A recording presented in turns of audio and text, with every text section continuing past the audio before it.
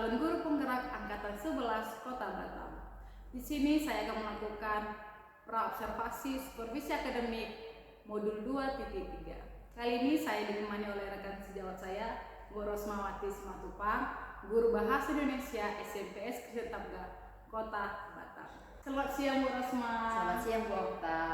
Baiklah Bu Rosma, sebelum nanti saya akan masuk ke kelas Bu Rosma untuk supervisi akademik, kita akan melakukan yang namanya praobservasi nih ya.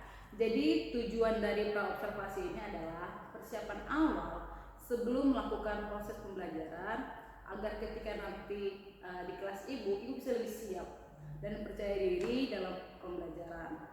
Dan adapun tujuan supervisi ini itu untuk mengetahui dan mengevaluasi jalannya proses pembelajaran yang dilakukan di kelas. Baik Bu Okta, saya paham. Oke, baiklah. Jadi untuk praobservasi ini Bu Rosma ada beberapa pertanyaan nih. Yang pertama, dari pembelajaran yang akan Ibu lakukan, kira-kira apa tujuan pembelajarannya? Oh, tujuan pembelajaran saya yang pertama itu adalah siswa itu mampu untuk menganalisis struktur dan jenis-jenis dari puisi rakyat, terutama pantun dengan teliti. Yang tujuan kedua adalah siswa itu mampu mengkaitkan puisi rakyat yang dibaca, yang didengar ke dalam kehidupan sehari-hari, sehingga mereka mampu membuat contoh-contohnya.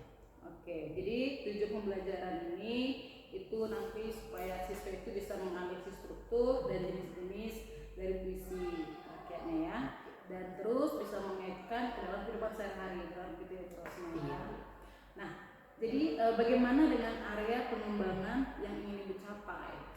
Kalau dari segi pengetahuannya, saya ingin siswa itu mampu untuk secara akademik, mampu untuk berpikir kritis dan berpikir kreatif, sehingga dengan konsep yang mereka pelajari, mereka mampu untuk menentukan strukturnya serta jenis-jenis. Oh, ini termasuk pantun, misalnya pantun muda-mudi, teka-teki dan lain sebagainya.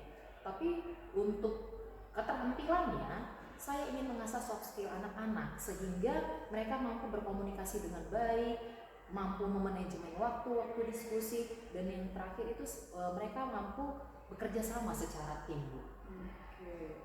Jadi tadi area pengembangan yang dicapai itu dari segi pengetahuan dan keterampilan ya, di mana memang pengetahuan itu bagaimana si anak ini bisa berpikir kritis dalam menganalisis struktur dan jenis-jenisnya gitu. Terus ada keterampilan mengenai soft skill mereka, bagaimana cara memanajemen waktu dalam diskusi kelompok. Nah, saya mau mendengar nih Bu, bagaimana rancangan pembelajaran yang akan Ibu terapkan di kelas?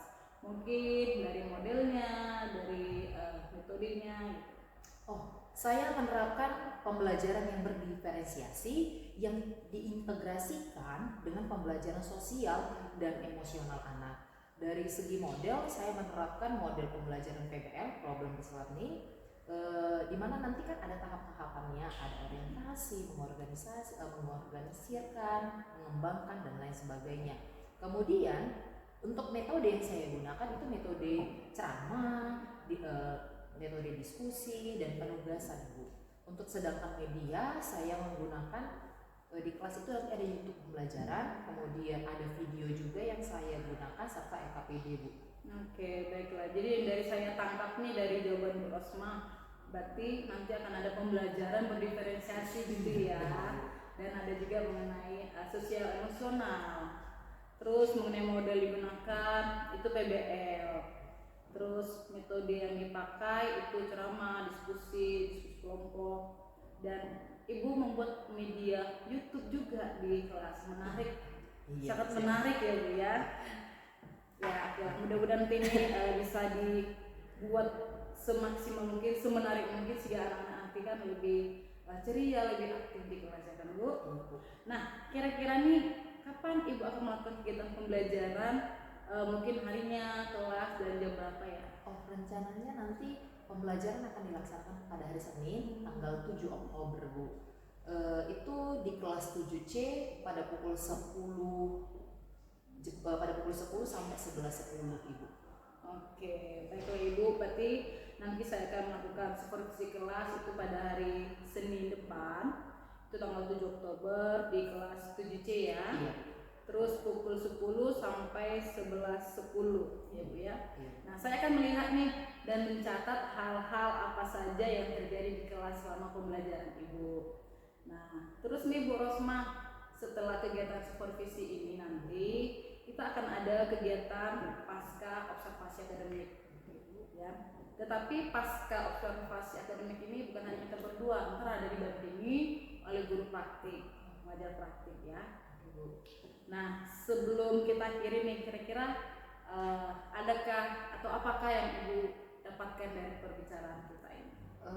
Terima kasih untuk penjelasannya Bu Okta tentang praobservasi ini. Jadi saya tahu nih gambaran nanti ketika saya masuk kelas itu seperti apa, dan saya lebih siap lagi ketika nanti waktu mengajar, dan saya merasa percaya diri setelah mendengar penjelasan dari Ibu. Oke, baik. Terima kasih nih ya Bu Rosma atas waktunya, atas kesediaannya untuk melakukan observasi ini. Saya sangat excited untuk masuk nanti di kelas Bu Rosma nih untuk observasi supervisi akademiknya nih ya. Nah, sampai bertemu di kegiatan observasi ya Bu Rosma. Terima kasih. Iya Bu Okta, sama-sama.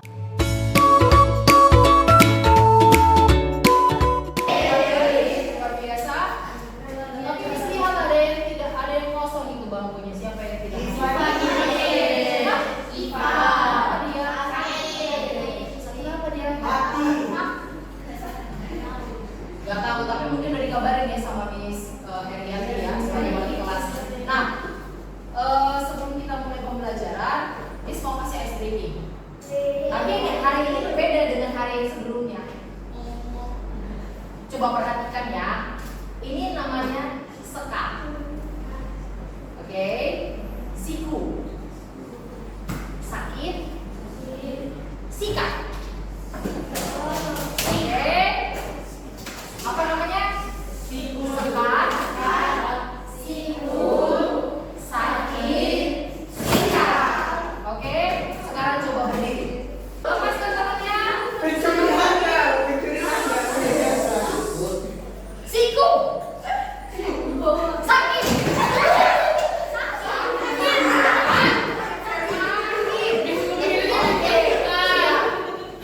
Sudah. Sekarang silakan dulu. Next untuk ice breaking yang lain nanti kita mulai gimana caranya. Oke. Sudah. Gimana? Ready untuk belajar? Siap untuk belajar? Siap ya. Kalau gitu semua pandangannya ke depan. Nah, hari ini kita akan melanjutkan tentang puisi rakyat. Kemarin kita sudah belajar tentang gurindam. Hari ini kita akan belajar tentang pantun. Tapi sebelum sampai ke pantun itu apa dan lain sebagainya, struktur pantun, kita harus tahu dulu kenapa sih kamu pelajari tentang puisi rakyat. Kutipannya itu adalah pantun. Yang pertama, supaya kamu bisa menganalisis struktur dan jenis-jenis pantun. Yang kedua, supaya kamu bisa membuat pantun kamu kaitkan dalam kehidupan sehari-hari. Ya, mungkin kamu sudah pernah dengar tuh pantun itu apa dan lain sebagainya. Oke, dalam kehidupan nyata, di kehidupan sehari-hari kita, pantun itu sering kita gunakan, bukan kita sih. Iyalah, kita karena masyarakat Melayu mungkin ketika ada acara-acara adat, mungkin orang-orang Melayu sering menggunakannya. Tapi yang paling sering menggunakannya itu adalah orang Sunda. Selain orang Melayu, Jawa, Betawi. Yes, Betawi. Nah, tapi kamu harus ingat, pantun Betawi, pantun Melayu itu sama pantun tapi karakteristiknya berbeda. Ya. Nah, kita lanjut. Nah, di sini yang Miss bilang, pantun ini kan termasuk dalam puisi rakyat. Puisi rakyat orang-orang yang dibuat oleh orang-orang dahulu. Tapi di agama kita pun, di agama Kristen, pantun itu ada satu puisi rakyat yang tercetak di Alkitab kita, yaitu di Mazmur pasal 23, dan itu merupakan sebuah puisi yang dibuat oleh Raja Daud. Ini satu punya pantun yang boleh kamu tonton.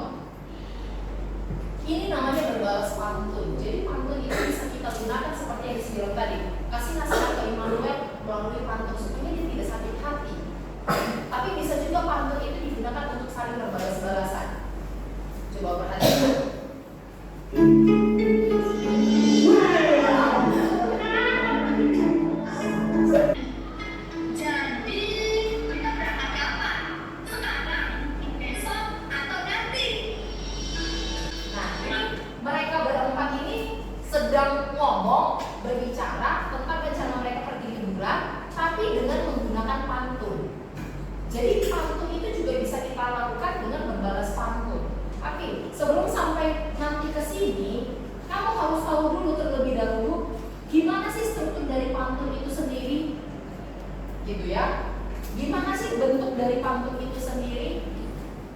Iya kan? Kalau kita mau buat pantun kan kita harus tahu struktur yang benar itu seperti apa, supaya orang tahu, oh itu namanya pantun. Oh, dengan ciri-ciri seperti ini, inilah yang disebutkan dengan pantun. Ada syaratnya, ada strukturnya. Oke? Itulah yang mau kalian pelajari hari ini. Ya, paham ya? Kalian ngapain aja? Nah, tapi sebelumnya, sebelum masuk ke pantun, sekarang mau kasih kamu satu informasi bahwa pantun itu adalah puisi rakyat yang berasal dari Melayu. UNESCO telah menetapkan pantun, Asak Kepri dan Riau supaya masuk ke dalam warisan tak benda dunia. Nah, ini punya LKPD. LKPD itu apa? LKPD itu adalah lembar kerja peserta didik yang harus kamu selesaikan. Di sini ada pertanyaan-pertanyaan yang harus kamu ikuti supaya kamu tahu. Dari pertanyaan-pertanyaan itu nantinya membentuk sebuah struktur pantun. Oke? Dan nanti di dalamnya ini juga minta kamu untuk membuat 2 contoh pantun. Gitu. Oke? Kamu baca dulu perintahnya, baru kamu kerjakan. Sekarang duduk berkelompok. Ayo, ini balik.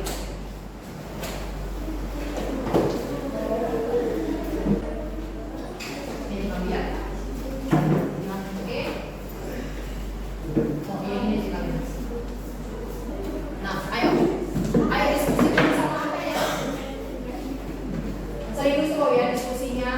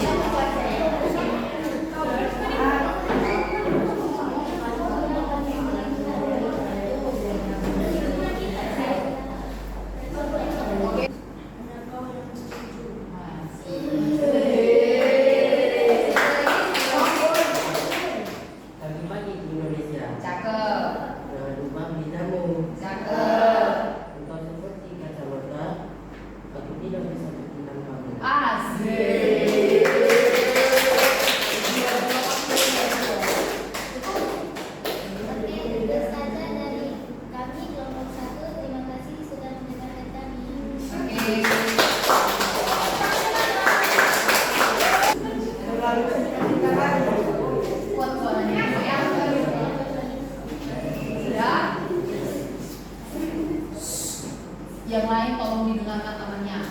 Halo teman-teman, kami dari kelompok 4 akan membagikan dan hasil dari kita ini.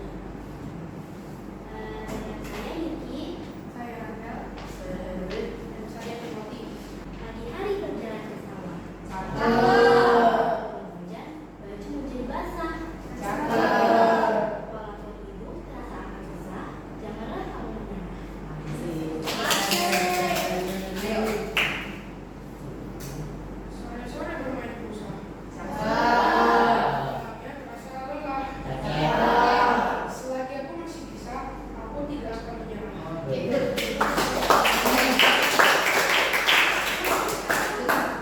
Dan itu saja sekian dari kami. Terima Terima kasih. kasih. Oke, sama. Nah, dari beberapa israsa punya kalian yang ada di kelompok kalian itu israsa untuk struktur kalian sudah mengerti ya, Pak, ya? Yakin? Ini ada dua pantun, tapi dia acak. Kalau yang bagian ini kanan ini kamu kelompokkan ke dalam mana? Apakah dia masuk ke bagian ini? Apakah dia masuk ke bagian ini? Miss udah kasih dua bantuan ya di situ. Apa? Itu dulu apa dulu? Oh, Ayo. bikin nomor. Iya. Oh iya, Miss bikin nomor. Ini A, Ya, Miss. B, C, D, E, F. Nanti kamu urutkan.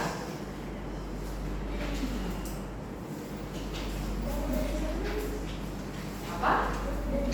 Gak apa-apa, nanti di sini berarti sudah ada baru tentang misalnya D, C, E atau B, A, F gitu.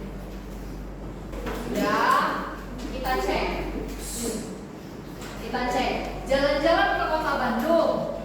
Cakep. Apa jawabannya yang kedua? Sampiran yang kedua. Tidak lupa membawa sapu. Kemudian kalau kamu sedang bingung, D. Apa jawabannya? Jangan lupa membaca. Ini kan pembelajaran kita sudah selesai. Siapa di sini yang mau menyebutkan kesimpulan? Miss Rosma nggak marah kok kalau kamu marah.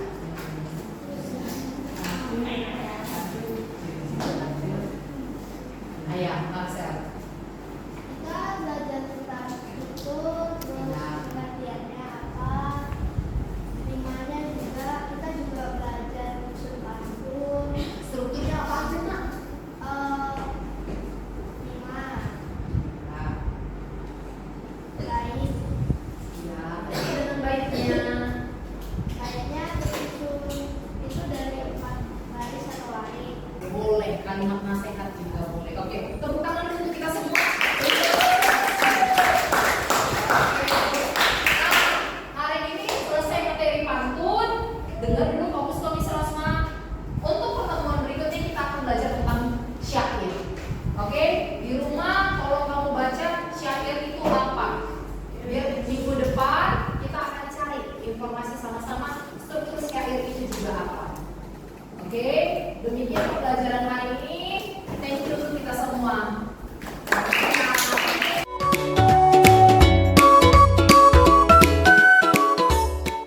Selamat pagi Miss Rosma. Selamat pagi, Miss. Oke, gimana keadaannya hari ini? Luar biasa baik. Puji Tuhan ya, sehat-sehat.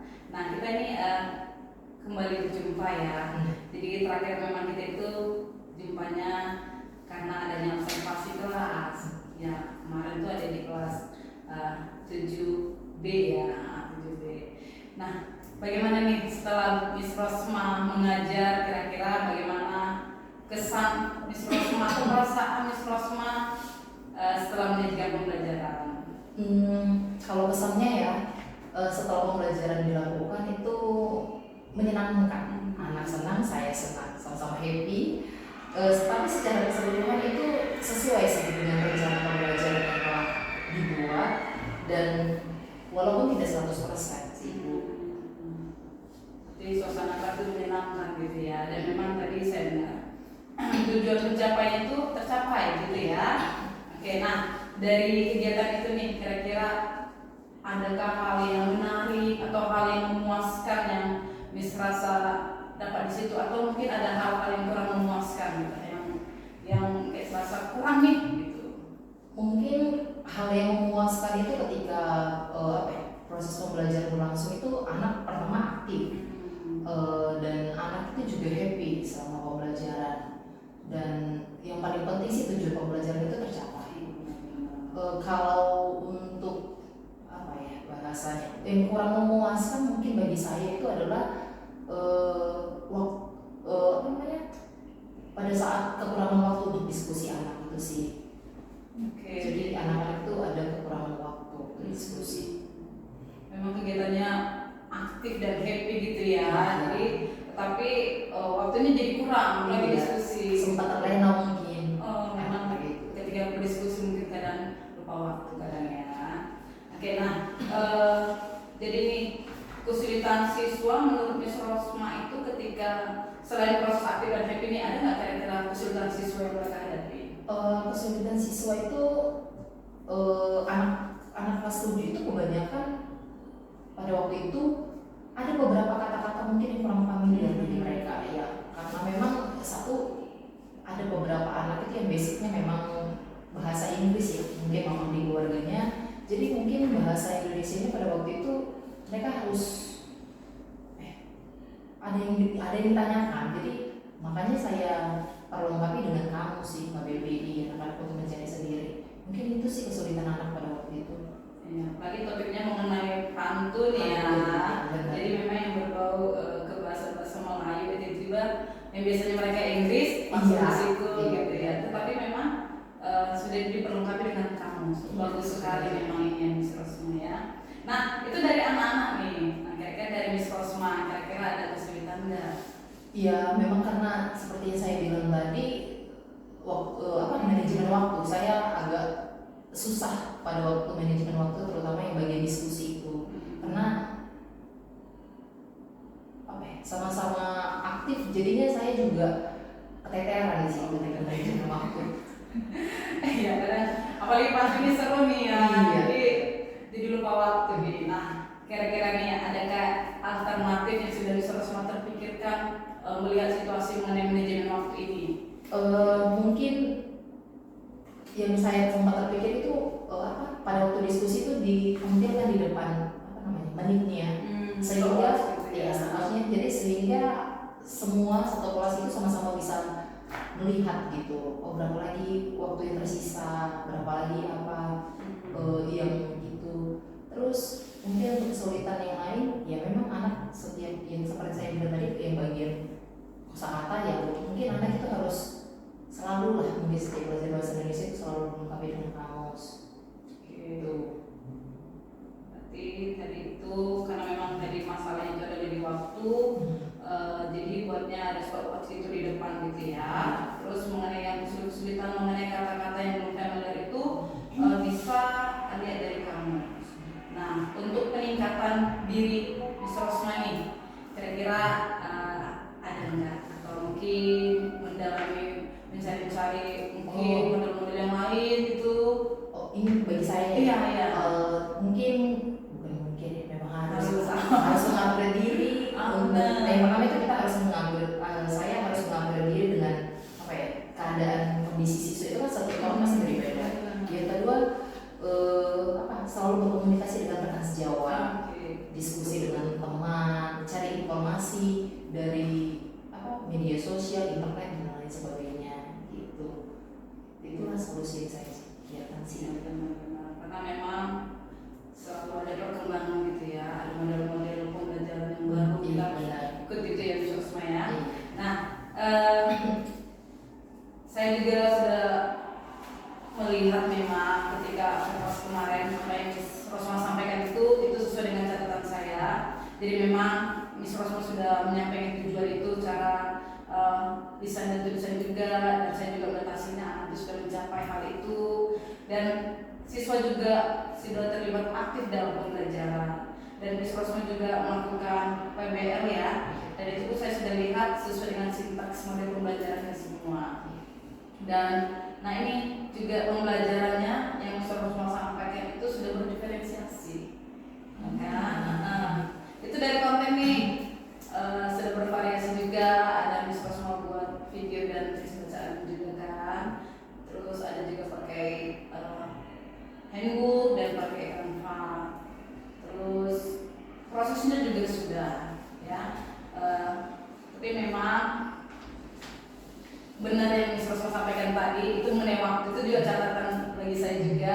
Jadi memang butuh manajemen waktu yang lebih baik. Tapi ini pun bisa jadi evaluasi buat kita supaya nanti untuk merancang belajar kita bisa lebih terlihat gitu ya. Terima kasih Miss Rosma untuk hari ini dan untuk yang proses-proses sebelumnya mulai dari pra, observasi dan pasca ini. Semoga kegiatan coach kita ini bermanfaat bagi Miss Rosma dan bagi saya juga. Terima kasih Miss Rosma atas waktunya. Ya, thank you juga Miss Okta untuk bimbingannya dan masukan-masukan serta pembelajaran. Sampai